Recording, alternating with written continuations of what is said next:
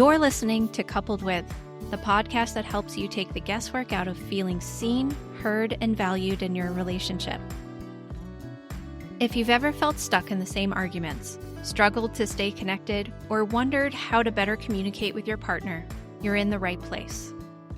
I'm Dr. Rachel Orleck, a couples therapist and coach, and together, we're going to make relationships make sense. Let's dive in.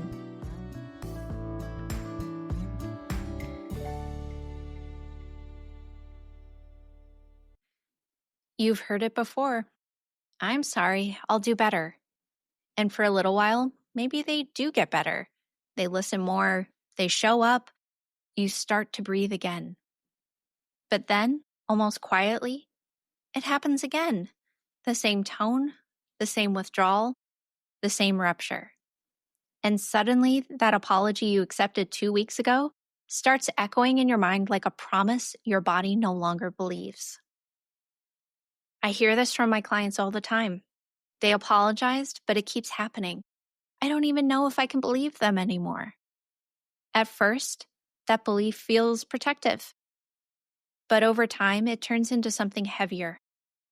A quiet story starts to form. Maybe I'm not worth changing for. That's not self-pity. It's the natural grief of watching someone say all the right words without ever showing you safety. Here's the thing. Most partners who repeat these patterns aren't trying to manipulate. They usually do want to change, but good intentions don't override nervous system defaults. When the stress fades, we all tend to drift back towards what's familiar, even when familiar is what hurts. Intention and impact live in different timelines. Understanding the wiring doesn't erase the wound, but it helps explain why words alone can't rebuild trust. So today we're talking about that cycle, the one where I'm sorry starts to sound more like a rerun than a repair. We'll unpack why repeated apologies without real change create nervous system burnout, how they erode trust, and what your body actually needs before it can believe that change is real. And if you want the background for this conversation, go listen to Apology, Safety, and Nervous System Healing, dropped on September 15th, 2025. It lays the groundwork for what we're diving into today. It usually starts small. A sharp comment, a forgotten plan, a promise broken again. The moment passes, followed by that familiar script. I'm sorry, I'll do better. And for a little while they do. You both breathe easier, the nervous system settles down, and you want to believe the repair is real. But eventually, the dynamic creeps back in. The same conversation, the same apology, the same hopeful reset. Over time, what used to feel like reconciliation starts to feel like repetition. This cycle creates something sneaky. It's what I call sorry fatigue. At first, you're relieved they're acknowledging the hurt. Then you become wary. Then you stop reacting at all. Your body, once open to repair, starts to shut down before the words even land. You find yourself nodding along, but thinking, we've been here before. And the painful part is, even when that apology sounds genuine, your body won't let it in because it's learned that sorry means temporary safety, not lasting change. My clients tell me this is one of the most confusing emotional spaces to live in. They'll say, I know my partner means it, but I don't believe it anymore. That mismatch, trusting the intent but not the follow-through, slowly erodes the foundation of the relationship. The partner receiving the apology starts to question their worth. If they really cared, wouldn't they change? And the partner giving it starts to feel like no amount of effort will ever be enough. Both end up trapped in disappointment, shame, and exhaustion. And it's usually not malicious. The partner offering the apology often wants to change, but without new regulation or habit building, they drift back towards what's familiar. The nervous system pulls towards the mean, the pattern it knows. You can love someone deeply and still lack the consistency your relationship needs to heal. That's why apologies, no matter how sincere, can't replicate new behavior. Love and good intentions are the spark, but follow through is the oxygen. Without it, repair burns out before safety can take root. The more often this happens, the more fragile the bond becomes. You start anticipating the next disappointment before it even arrives. Every I'm sorry lands with a flinch instead of relief. And here's where it gets dangerous. The apology itself begins to feel unsafe. Your body no longer experiences it as connection. It feels it as a warning. That's the moment when trust starts to collapse, not from betrayal alone, but from too many empty bridges. So when someone keeps apologizing without change, it's not always because they don't care. It's often because their nervous system hasn't learned what consistency feels like yet. They may have every intention of doing better, but when stress hits, their body reverts to old wiring. The same defenses, the same reactions. Familiarity feels safer than effort, even when it hurts the relationship. So the problem isn't always a lack of love, it's a lack of nervous system steadiness. That's why repeated apologies don't always land as repair. And you're not broken for needing more than an I'm sorry. You're recognizing that love without follow through doesn't feel safe or like love. Over time, your body starts protecting you from disappointment by disengaging emotionally. You stop softening when you hear remorse because experience has taught you that remorse doesn't equal change. It means that this person who loves you is going to still hurt you. And then we start bracing for that. It's biology. When your nervous system has been through this loop too many times, it stops investing energy where it can't find stability. I see this play out constantly in my sessions.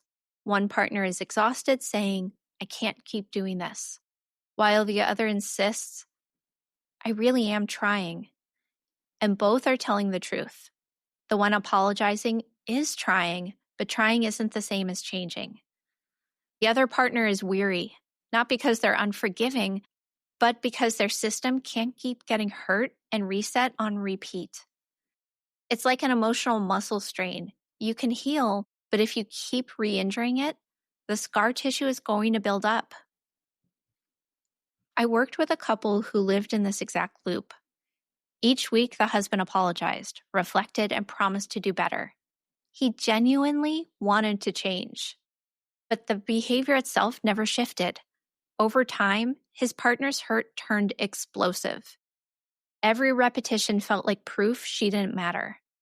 He started carrying so much shame that even small improvements didn't register as progress. Eventually, any mistake felt catastrophic. She questioned whether staying was even worth it, and he questioned whether trying even made a difference. That's what repeated repair without integration does. It erodes trust for both nervous systems. This is where compassion and accountability have to coexist. You can understand why someone's struggling and still hold the boundary that love without change isn't sustainable. You can believe in their potential and still protect your peace. Empathy isn't about tolerating patterns that drain you. It means recognizing that both nervous systems are doing what they know how to do until one or both of you learns a new rhythm. And change doesn't start with guilt. It starts with staying regulated long enough to actually act differently. Because ultimately, I'm sorry isn't supposed to be the end of the conversation. It's supposed to be the beginning of a new behavior. Words may soothe the moment, but consistency repairs the system.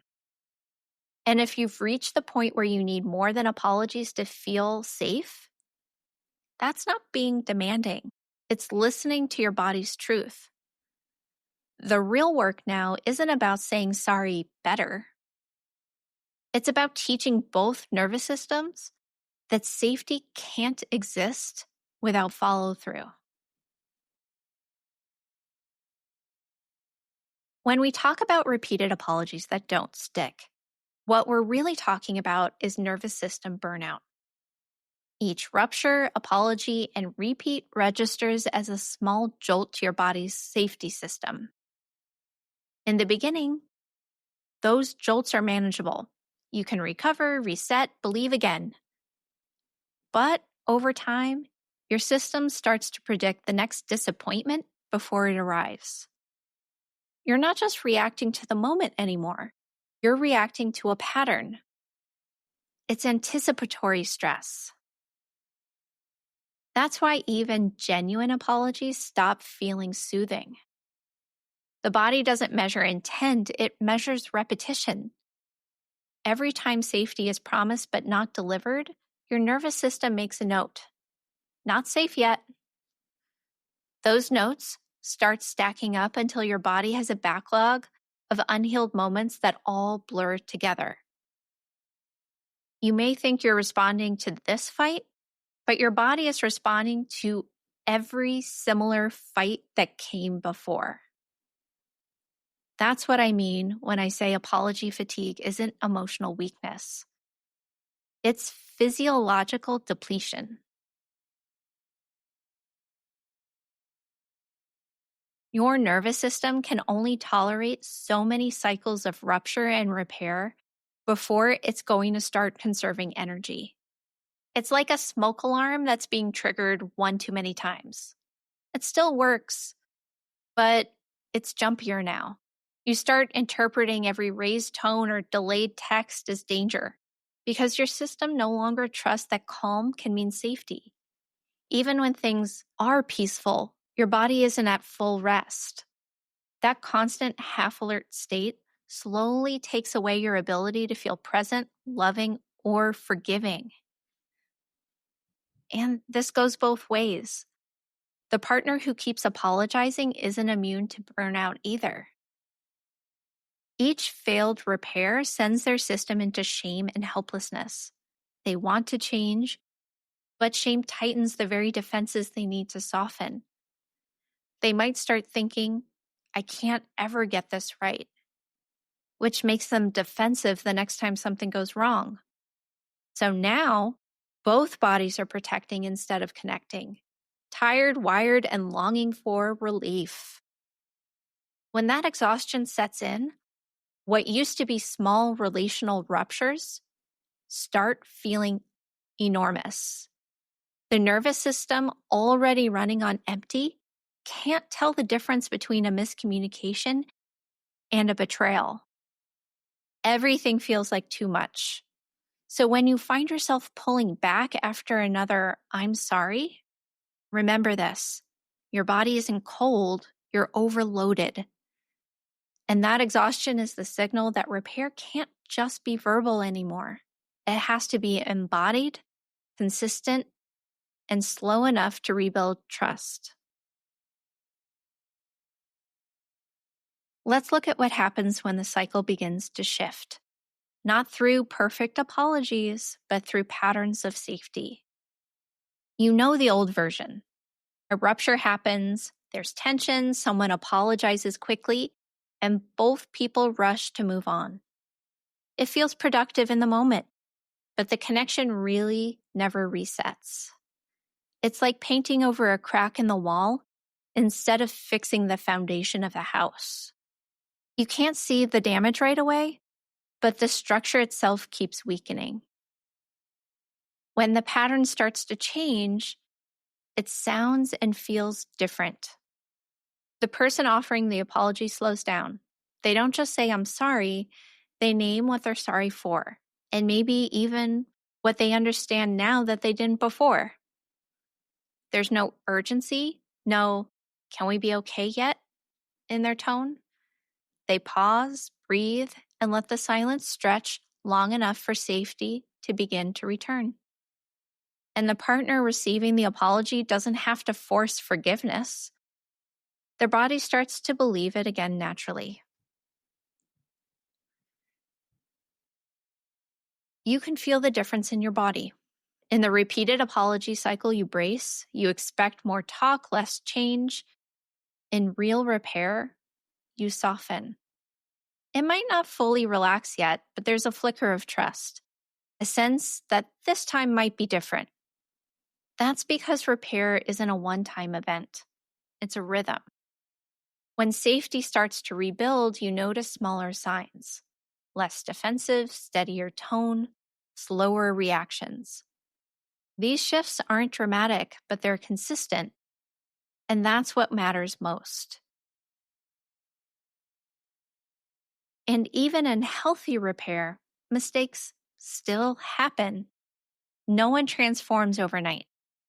You'll still see slips or moments when someone misses the cue, but accountability looks like noticing faster, owning sooner, and repeating less. Remember, you're not aiming for perfection. You're aiming for predictability because trust doesn't grow from never messing up. It grows from showing up the same way, even after you've stumbled. Consistency, not intensity, is what teaches safety to stay.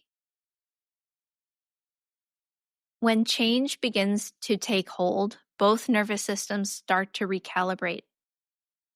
The apologizer stops chasing relief and starts practicing integrity. The partner receiving the apology stops scanning for danger and starts to notice effort. Neither person feels like they're performing connection. They're actually living in it.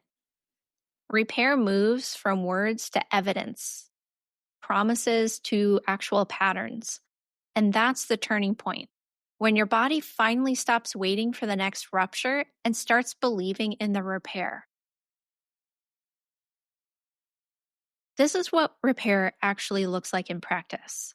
Not the idealized version with perfect communication, but the kind that rebuilds trust, one nervous system cue at a time. When you find yourself in that familiar cycle, same apology, promise, and letdown, pause and use what I call the 3 R's of real repair. Recognize, reflect, repeat differently. It's simple, but it pulls you out of the apology autopilot your body and relationship have memorized. Let's go through it. Recognize means noticing the pattern in real time.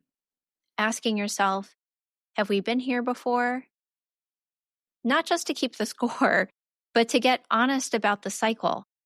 Your nervous system can't relax in confusion. Naming the loop, this feels like the same thing we've tried to fix before, signals awareness. And awareness is the first safety cue. It tells your partner you're not trying to end the tension, you're trying to understand what's underneath it. That shift alone changes how your body hears the apology. Next comes reflect, which means slowing down before rushing to repair. For the person offering the apology, it's asking, am I saying sorry to soothe my own guilt or to actually meet my partner's need for safety? For the person receiving it, do I feel calm enough to hear this yet? If the answer is no, then please wait. The most honest thing you can do is say, I'm not ready to talk yet, but I want to get there. Repair only works when both bodies are in rhythm. And here's the big one for today. Repeating differently is where the work is actually happening. This isn't about grand gestures. It's about small, observable shifts your partner's body can register as new data points. That might mean pausing instead of reacting, following through on a boundary, or asking what repair would feel like to them. The nervous system doesn't believe promises, it believes patterns. Every time you act differently in a familiar moment, you rewire a little more safety for both of you. So today's takeaway is real repair is repetition with reflection, not repetition with regret. If I'm sorry has become a reflex, interrupt it with real action. Say less, show more. Track the pattern instead of the promise. And if you're the one losing faith, remember, your exhaustion is not cynicism. It's your body asking for evidence.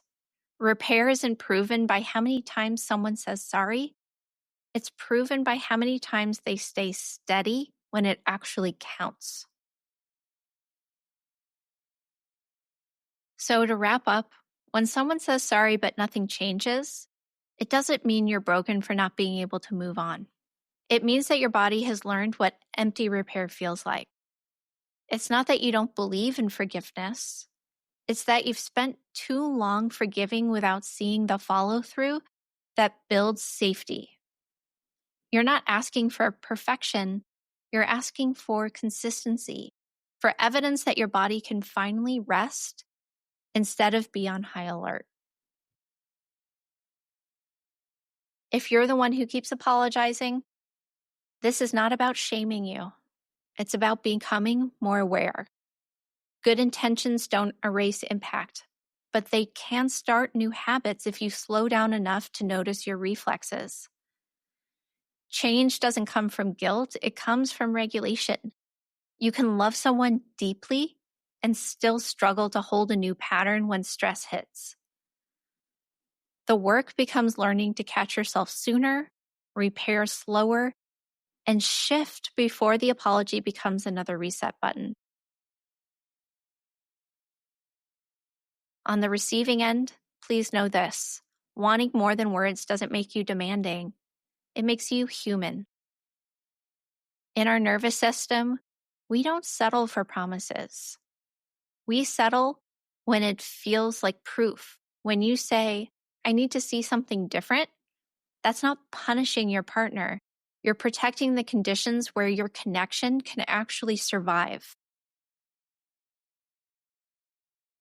So we're not trying to grow safety from more apologies. We're trying to grow safety in small, repeatable acts of change.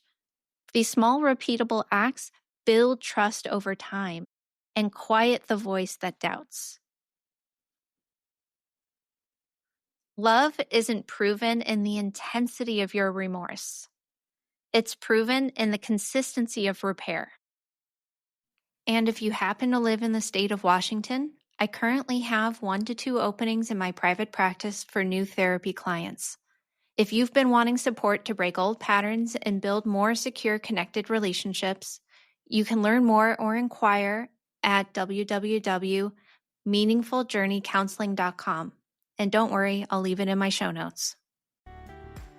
That's it for today's episode of Coupled With. Thank you so much for spending this time with me. If this episode resonated with you, I'd love for you to hit subscribe so you never miss what's next. And if you found it helpful, please share it with a friend or leave a quick rating and review. It really helps more than you know. And if you're curious about how we might work together or want more resources to strengthen your relationship, head over to my website, www.drrachelorleck.com. You'll find free tools, podcast extras, and ways to go deeper. Thanks again for listening, and I'll see you next time.